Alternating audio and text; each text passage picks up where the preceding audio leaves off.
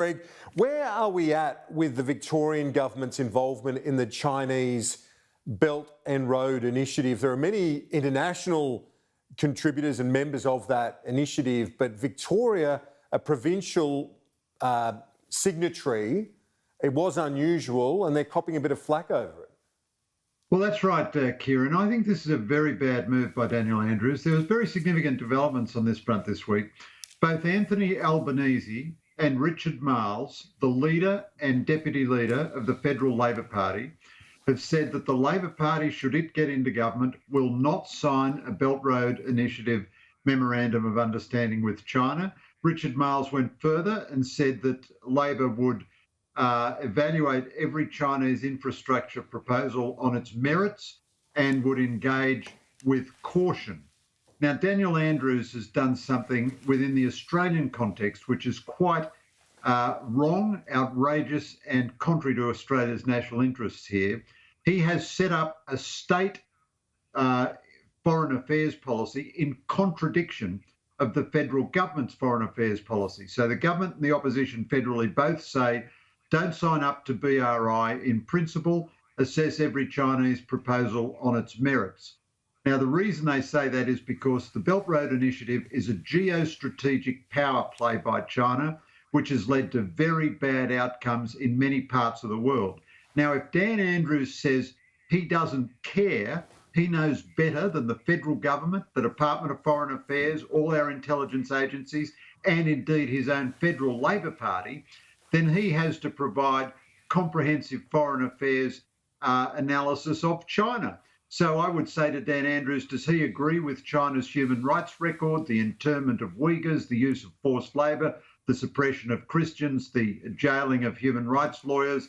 And if he says, well, that's none of my business, I'm only a stupid state premier, you can't expect me to know about stuff like that, that would be an accurate thing for him to say. But if that's what he says about China's human rights record, then he should not sign up to a Chinese geostrategic initiative. He can get all the investment he likes on a case-by-case basis. He should not give Beijing the propaganda victory of contradicting his own government on a matter like this.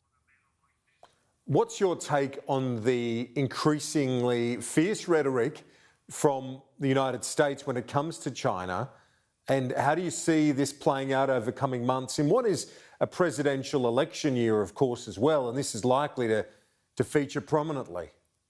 Yeah, I think there are two big problems in the China relationship for us in the 6 months ahead. The first is the one you allude to, Kieran. China is going to be a very big deal in the US presidential election.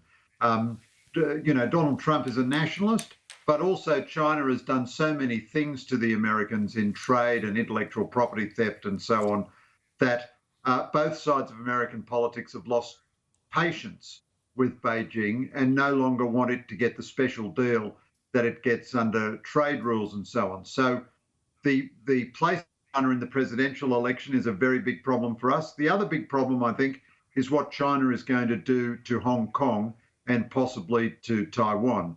I mean, next week, or later this week rather, we'll see China pass its national security law, which it's going to impose unilaterally on the citizens of Hong Kong.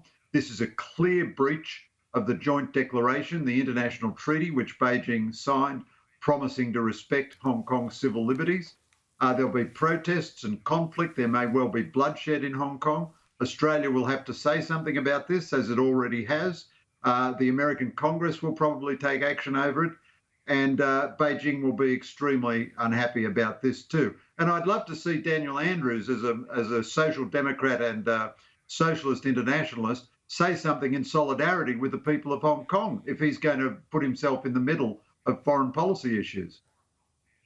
And finally, to the UK, why is Boris Johnson standing by his advisor, Dominic Cummings? There are more and more Tories speaking out saying that the advisor should go.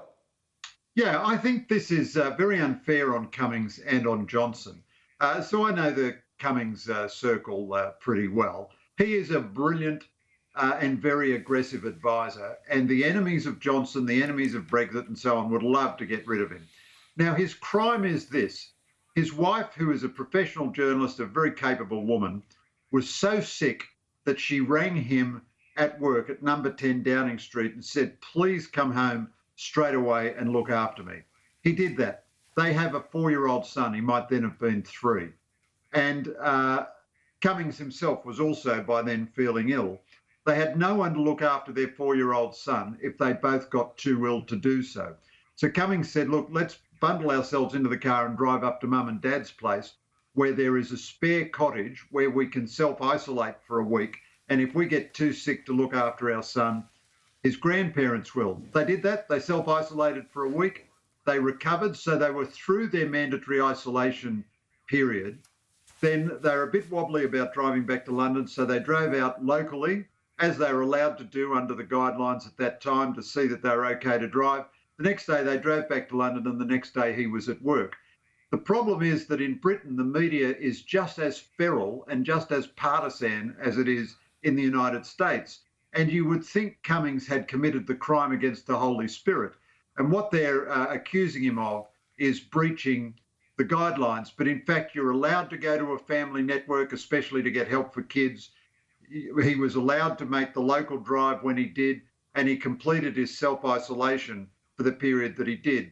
But the people who really hate Boris Johnson and hate Brexit and all the rest of it are desperate to get rid of him because he keeps beating his opponents. He won the Brexit referendum. He was the brains behind the Brexit referendum. He was the brains behind the Tories' astonishing 80-seat majority at the last general election. He is a vote whisperer. He understands the British electorate using very many dynamic elements of social profiling and so on in a way that no one else does. But it is affecting Johnson's approval rating because people love this story that he has arrogantly ignored the rules. Johnson doesn't want to lose him. It's fascinating to see how this is going to play out. I'd hate to lose him because he makes politics much more interesting than the normal bland soundbite people otherwise do. Greg Sheridan, thank you for an interesting chat. As always, talk to you soon.